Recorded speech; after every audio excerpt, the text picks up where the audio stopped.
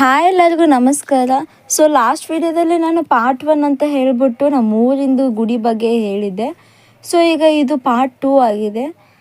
ಅಲ್ಲಿ ನಾವು ಹೋಗಿದ ತಕ್ಷಣವೇ ಫಸ್ಟು ಅದು ನೀರು ನೋಡಿ ನನಗೆ ನೀರು ಅಂದರೆ ಮೊದಲೇ ಅಂದರೆ ತುಂಬ ಇಷ್ಟ.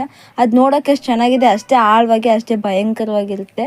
ಸೊ ಅದಕ್ಕೆ ನಾರ್ಮಲಾಗಿ ಯಾರನ್ನೂ ಕೆಳಗೆ ಅಲ್ಲಿವರೆಗೂ ಹೋಗ್ಬಿಡಲ್ಲ.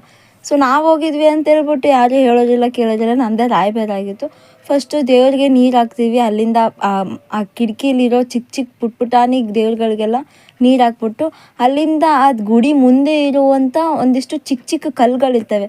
ಆ ಚಿಕ್ಕ ಚಿಕ್ಕ ಕಲ್ಲು ನಾಗಪ್ಪನ ಗುಡಿ, ನಾಗಪ್ಪನ ದೇವರು ಅದಿದು ಅಂತ ಹೇಳ್ಬಿಟ್ಟು ದೇವ್ರಿರ್ತವೆ. ಸೊ ಆ ದೇವರಿಗೆಲ್ಲ ನೀರು ಹಾಕ್ತೀವಿ ನಾವು ಫಸ್ಟು. ಏನಿಲ್ಲ ಅಂತಂದ್ರೂ ಒಂದು 3 ಸತಿ 5 ಸತಿ 9 ಸತಿ ಈ ಥರ ಆಡ್ ನಂಬರ್ಸಲ್ಲಿ ಹಾಕ್ತಾರೆ, ಗೊತ್ತಿರುತ್ತೆ ಅನಿಸುತ್ತೆ ನಾರ್ಮಲಾಗಿ. ಮತ್ತು ನಾನು ಕೊನೆಯದಾಗಿ ಗುಡಿ ಒಳಗಡೆ ಹೋಗಿ ಅಲ್ಲಿ ಆಂಜನೇಯ ಇತ್ತು, ಆಂಜನೇಯನಿಗೆ ನೀರು ಹಾಕಿದ್ವಿ. ಏನಿಲ್ಲ ಅಂತಂದ್ರೂ ಒಂದು 5 ಸತಿ ಹಾಕಿದೆ ನೀರು. ಆಮೇಲೆ ಎಲ್ಲೇ ಹೋದ್ರು ಮತ್ತು ನಾವು ಅಪ್ಲಿಕೇಶನ್ ಹಾಕೋದು ಬಿಡೋಕ್ಕಾಗುತ್ತಾ, ಅಪ್ಲಿಕೇಶನ್ ಹಾಕಿ ಸ್ಟ್ರಾಂಗಾಗಿ ದೇವ್ರ ಹತ್ರ ಬೇಡ್ಕೊಂಡ್ವಿ.